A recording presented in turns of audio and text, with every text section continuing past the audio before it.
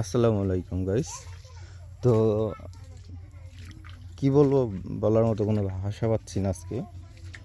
আজকে ঢাকা নবাবগঞ্জে যে বৃষ্টি হয়েছে, সেই বৃষ্টিতে আমার পেঁপে বাগান সম্পূর্ণ সব শেষ করে দিয়েছে। তো আমার পেঁপে বাগানে কিন্তু এখন যে পরিমাণ পানি আছে, এই পানি হয়তো আর শুকাবে না, কারণ বিলের পানি, খালের পানি সব এক হয়ে গেছে।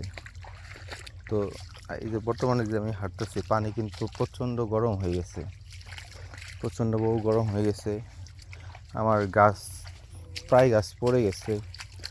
এরপর হচ্ছে আপনার পানি, তো পেঁপে আপনার জানেনই, পেঁপে খেতে পানি থাকলে পরে সে গাছ ভালো থাকে না।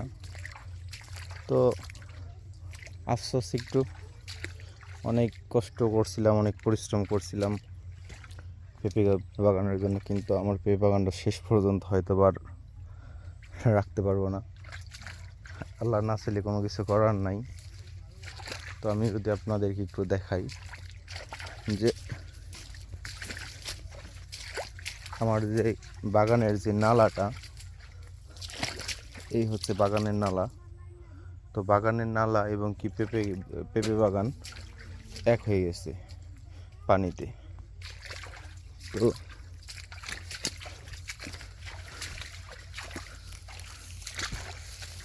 মাশাআল্লাহ, পেঁপে ধরছিল, মুখ দিয়ে কথা বের হইতেছে না। কি বলবো, মানে আজকে বলার মতো আমি কোনো ভাষা পাচ্ছি না।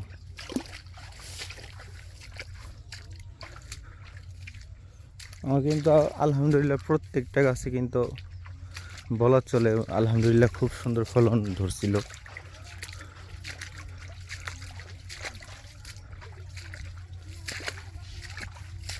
এই যে এই যে সব গাছ পড়ে গেছে, প্রায় গাছ পড়ে গেছে। তো করার কিছুই নেই, মন খারাপের কিছুই নেই।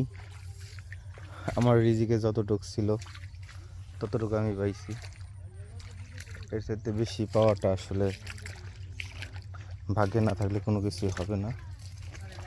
তো সবাই ভালো থাকবেন, আর আবারও বলবো, কেউ আমার মতো বোকা হবেন না, কেউ নিচু জায়গায় পেঁপে লাগাবেন না।